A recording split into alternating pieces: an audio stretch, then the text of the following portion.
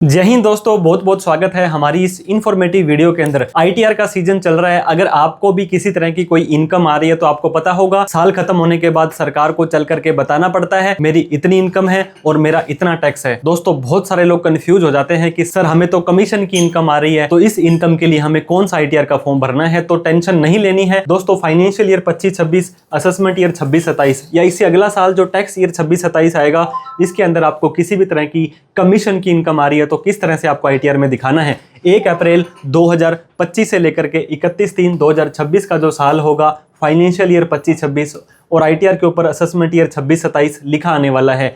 एक व्यक्ति 5 तरह से इनकम कमा सकता है। पहला होता है दोस्तों सैलरी, या जिसके अंदर पेंशन भी आ जाती है। दूसरी हाउस प्रॉपर्टी है, जिसके अंदर मकान, दुकान, फ्लैट का रेंट आ जाता है। पीजीबीपी सेल करते हो, सर्विस करते हो, मैन्युफैक्चरिंग करते हो, आप इंट्राडे करते हो, एफ&ओ करते हो, यहाँ आ जाएगा। कैपिटल गेन, प्रॉपर्टी बेची, म्यूचुअल फंड बेचे, क्रिप्टो करेंसी बेची, या आपने किसी तरह का कोई म्यूचुअल फंड, शेयर्स, प्रॉपर्टी बेची, यहाँ आ जाएगा। इन चारों में जो नहीं आता वो अदर सोर्स में आ जाएगा। सेविंग का ब्याज, एफडी का ब्याज, कोई भी पार्ट टाइम इनकम। तो जिस तरह की आपकी इनकम होती है उसी तरह का आईटीआर का फॉर्म आपको भरना होता है। आईटीआर 1, 2, 3, 4 आपके ऊपर एप्लीकेबल होते हैं दोस्तों। 5, 6, 7 आपके ऊपर एप्लीकेबल नहीं होता है। 5 पार्टनरशिप फर्म के लिए, 6 आपका होता है कंपनीज के लिए, 7 आपका ट्रस्ट, सोसाइटीज, एनजीओ वगैरह के लिए होता है। हम बात करने वाले हैं कमीशन इनकम। अगर आप कमाते हो दोस्तों, आप एलआईसी के एजेंट हो, एसबीआई के एजेंट हो, एचडीएफसी के एजेंट हो, किसी भी कंपनी के एजेंट हो, आपको वो कमीशन देते हैं, ब्रोकरेज देते हैं, दलाली देते हैं दोस्तों। सेक्शन 194H के अंदर यूजुअली आपको पिछले साल मिली होगी, अगले साल ये 393 हो जाएगा। आपने किसी इंश्योरेंस कमीशन से, कंपनी से काम किया। पोस्ट ऑफिस के अंदर दोस्तों अगर आप एजेंट हो, आप एक ब्रोकर हो, आप एक जर्नल ब्रोकर हो, आप शेयर मार्केट के अंदर आपने ऑथराइज रिप्रेजेंटेटिव लिया है,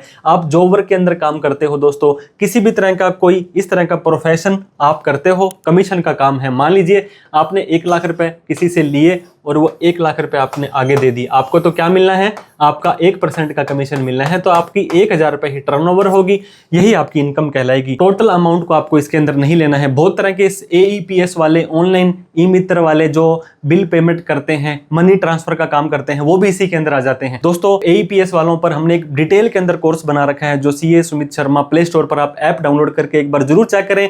उसके ऊपर डिटेल में हमने बता रखा है कि आपकी टर्नओवर क्या है, कब आईटीआर भरनी है, कैसे आईटीआर भरनी है। तो मैंने आपको बता दिया आपकी इनकम के हिसाब से आईटीआर का फॉर्म होता है। 1 जो होता है वो सैलरी वाले, रेंट वाले या पार्ट टाइम इनकम वाले दिखा सकते हैं। 2 के अंदर agriculture, long term, short term, lottery, gaming, crypto, 2 से ज्यादा जगह से मकान की आ जाती है। 3 में बिजनेस, 4 में प्रिजम्पटिव टैक्सेशन आ जाता है, 5 में फर्म एलएलपी, 6 में कंपनी और 7 में ट्रस्ट आ जाता है। लेकिन सर ये कमीशन इनकम कहां चली गई? तो आईटीआर का फॉर्म। अब दोस्तों जो कमीशन की इनकम है ये आपकी एकमात्र इनकम है। मान लीजिए आप एलआईसी के एजेंट हो, दिन रात आप भागते रहते हो, आपका मेन काम ये है। अगर आप एक ब्रोकर हो, अगर आप एक मर्चेंट कमीशन एजेंट हो, तो आप कोई भी ऐसा काम करते हो जो आपका मेन काम है। और दोस्तों ओल्ड रिजीम में आपको पता होगा 5 लाख तक इनकम माफ है, न्यू रिजीम के अंदर आपको पता होगा 12 लाख तक इनकम माफ है। इससे ज्यादा इनकम चली जाती है या एक कंसिडरेबल अमाउंट की अमाउंट आपको आ रही है, तो दोस्तों आप लोगों को क्या करना है, आपकी आईटीआर 3 का फॉर्म भरना है, जहां पर प्रॉफिट एंड लॉस अकाउंट बनाना है आपको। यहां पर आपको मान लीजिए आपको 15 लाख रुपए का कमीशन आया दोस्तों, और आपने उसमें से कमाने के लिए 10 लाख का तो 5 लाख का तो खर्चा कर दिया,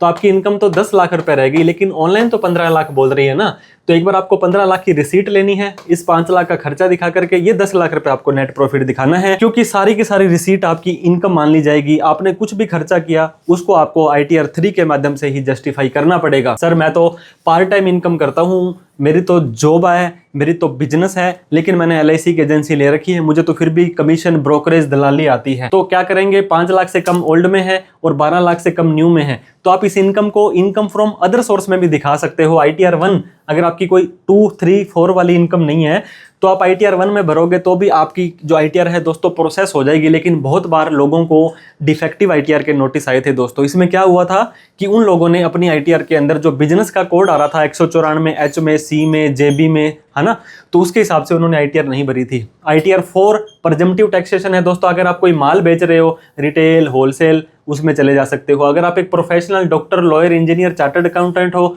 44ADA में जा सकते हो। ट्रांसपोर्टर हो आप दोस्तों, 44AE में जा सकते हो।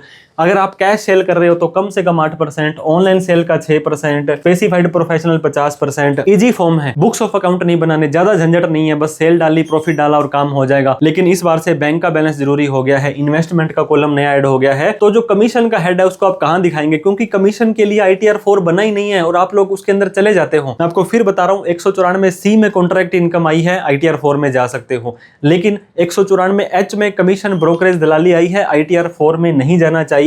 ITR 4 के अंदर अगर आप कहोगे सर मैं तो स्पेसिफाइड प्रोफेशनल हूं, ये अगर आप मेडिकल में, इंजीनियर में, लीगल में, आर्किटेक्ट, टेक्नोलॉजी, अकाउंटिंग और इस तरह से कोई काम करते हो तभी आप 44 ADA में जा सकते हो। अब दोस्तों आपको सैलरी की इनकम आ रही है और मान लीजिए LIC से कमीशन आ रहा है, तो आप क्या कर सकते हैं, 26AS में, ASTS में चेक करें, प्रॉपर आप अपनी ITR का फॉर्म चूज करें, प्रॉपर आप अपना रिकॉर्ड रखें। अगर आपको लगता है कि ITR बिजनेस की दिखानी है तो 3 दिखाएं, 3 के ऊपर डिटेल में काफी सारी वीडियोस आपको हमारे चैनल पर मिल जाएगी। बैलेंस शीट का फॉर्मेट चाहिए तो वो भी मिल जाएगा। तो दोस्तों अगर आपने गलत ITR भर दी, पिछली बार बहुत सारे लोगों को डिफेक्टिव का नोटिस आया था, उन्होंने बोला कि आपके ASTS 26AS में 194H में कमीशन कटा है, बिजनेस की इनकम है और आप ITR 1 भर रहे हो। तो इस केस में क्या हुआ था, उनकी ITR डिफेक्टिव हो गई थी, फिर उन्हें रिस्पॉन्स के अंदर ITR 3 का फॉर्म भरना पड़ा। तो अगर आपकी मेन इनकम है, कंसिडरेबल अमाउंट है, तो 3 भरना ही सुनिश्चित करें, अदरवाइज तो आपकी मर्जी है दोस्तों, आप 1 भरेंगे तो भी ITR प्रोसेस हो जाएगी। आप अपना AIS, TIS और 26AS चेक करें, प्रॉपर ITR भरें, पर्सनल CA आपके जरूर होने चाहिए। ऐसा कोई केस नहीं है तो आप हमें कॉल, मैसेज, व्हाट्सएप कर सकते हैं। प्ले स्टोर पर CA Sumit Sharma app download करके आप हमारे इनकम टैक्स के CSC AEPS वाले, HUF बना करके टैक्स प्लानिंग वाले कोर्स डाउनलोड कर सकते हैं। कोई डाउट, क्वेरी, क्वेश्चन हो तो कमेंट करके पूछें। Thank you so much for watching this video. जय हिंद, जय भारत।